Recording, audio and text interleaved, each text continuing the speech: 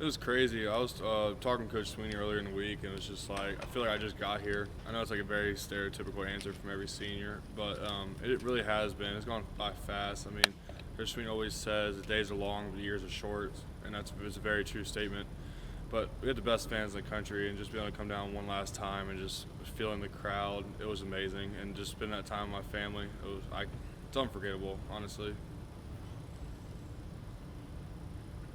How great was it to be able to play as well as you did on Saturday and kind of make a statement going into the bye week strong as opposed to the last bye that you had after the North Carolina game? Yeah, for sure. It's always great when we can come out and play well. Obviously, I had to fix things. I did have a sack, which I'm not too happy about.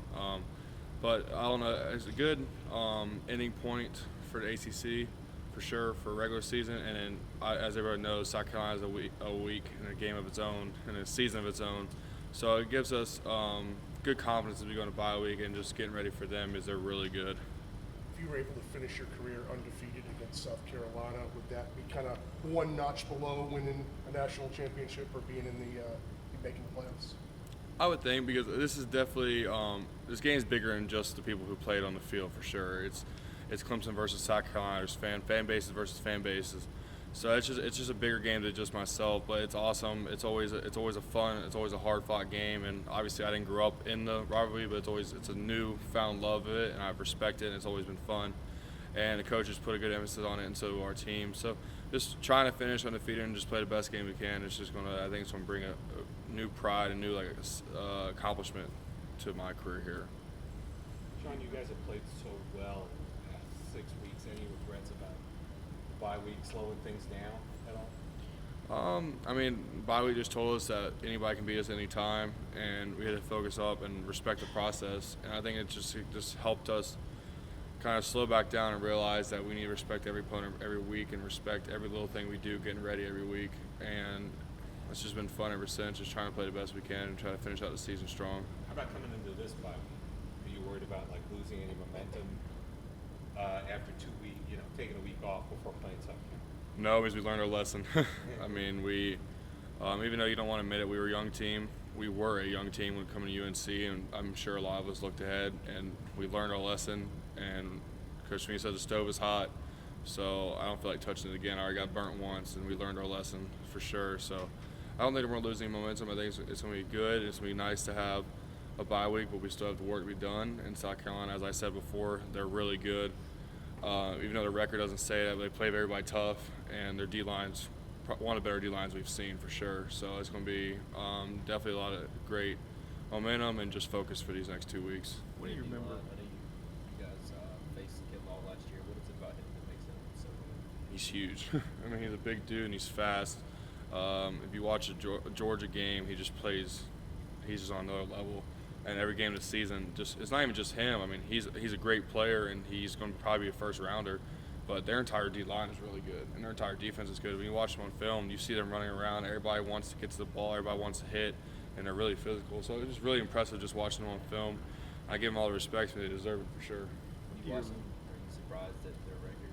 Is it kind of the way they play? For sure. I mean, defense, I don't know the whole team dynamic there.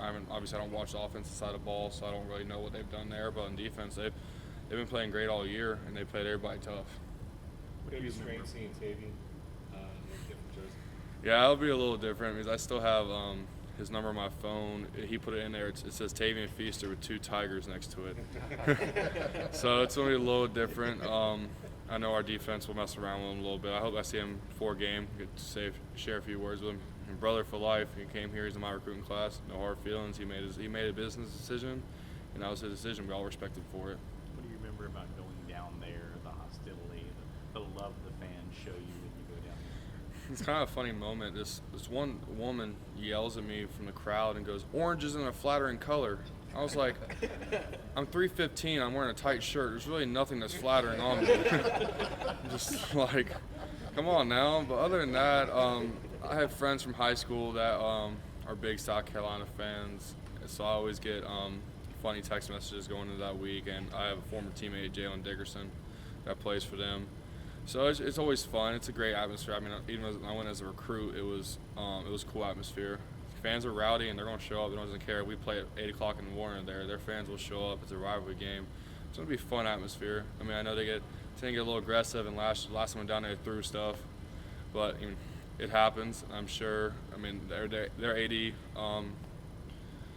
told everybody not to do it. I'm sure they'll learn. I mean, it's still a fun base, and it's going to be a hard fought one for sure. I'm sure you remember the brawl, or you heard about the brawl from 2004. Last time that Clemson didn't go to a bowl game was because of that. As one of the veteran guys, do you talk to the freshmen about just maintaining your cool if if the punches start flying, if things get chippy on the field? Well, yeah, we try to put that, but it's not even more the seniors, more Coach Sweeney. He's just like, we don't do that here. We have a culture here, and for example, with we had guys mess up this year. I mean, it's happened, and they got their punishment, and that was it. It's not going to happen again, and I think we've grown from that. And it just shows that you got to be the better person and walk away. Football can tend to be a chippy game, especially in rivalry games. We just got to be the bigger person and show our culture and show that's not what we do here and just try to walk away from that. I don't think it's worth showing a clip from 2004 because I was 6 at the time, so it's not really kind of relevant to us right now. But I think once we learned from the Louisville game, I think guys have learned that it's not what we do here, and the punishment can be severe. So I think we've grown from that for sure. Obviously, the leadership structure is different from last year, losing all those personalities on the defensive front. But is there a similar vibe, a similar feeling to this team as you head into the regular season finale now as there was last year? Oh, for sure. I mean, the biggest question coming to the season was just the chemistry. We had, like Coach Sweeney always, we had 40 new guys come here, guys that did not play on the team last year. So I'm just getting them to mold into the culture, mold into the program, and just kind of just be friends with everybody. And that's one thing you see. Everybody genuinely likes each other on this team, and everybody genuinely cares for each other. And the seniors, we're the closest class, I think, honestly, even from last year, we're really close. So that's just a big thing. I think we proved that we do have chemistry. Everybody's got each other's back, and everybody wants the best for the team and best for the program. How would you evaluate where the offense is this year compared to where it was at this time a year ago? I think we're improving every day. I mean, I'm not a big stats guy when it comes to the numbers and all that stuff. It's just not me. But I think just we're trying to play hard, and we're trying to worry about the little things for sure, rather than trying to look past other games and that kind of stuff. Just trying to do the best we can in every situation and just improve every week on the little things, because there's always room for improvement. No one ever plays perfect. And if someone said they did, I'm sure Coach Sweeney could probably find a reason they didn't. So just trying to improve every week and try to be the best team we can for the remainder of the season. Sean, are there any adjustments that you guys are going to have to make in the sense that for the last 11 games it's been, a straight shot. Now you get a week off, then a couple games, and if you guys get to where you want to go, it's another few weeks off, and another game, another couple weeks off, another game. Is there an adjustment you guys have to make, or in your mind have you guys already made that? I mean, the adjustments we make every week is just we got to improve. I mean, there's always, as I said before, there's always something we have to work on. No one's perfect. No one did anything perfect. There's always room for improvement. I think that's just the adjustment, just learning from the mistakes you made last week. Even though it looked like we had a pretty good game, clean game, there's always still room to fix. There's people always getting downgraded, that kind of stuff. So just realizing that we still have improvement to be where we want to be, and we have not played our best game yet. That's always what you strive for as an offense player, defense player, as a team. You want to play that perfect game. You want to strive for perfection, even though we're far from it. And just realizing that you have to work on the little things. The little things is what get you beat. It's not. It's usually one or two plays in the game to get you beat, not any other way. So just learning from that and just trying to keep everybody's nose to the grindstone and just keep working hard, which I think we've done a good job of that, especially for the seniors, because we've been there, and young guys definitely look up to that and realize that we know, we've been there, we've done that, so they listen and learn quickly. I don't think we talked to you after Coach Caldwell's 500th game. Your thoughts about that and just being a part of that, and his dance moves in the locker room after the game. It was awesome. It's kind of funny. Everybody, the whole world witnesses dance moves. We see that every Monday and Thursday at practice, just watching him be goofy. But I know it's awesome. I mean, there's not many coaches around that can say they've been a part of 500 games, and especially collegiate games. It's just unreal. I think Coach Brooks might have been close to that, or he's on the level of Coach Caldwell, but he's been doing it for so many years. And it was just awesome that we could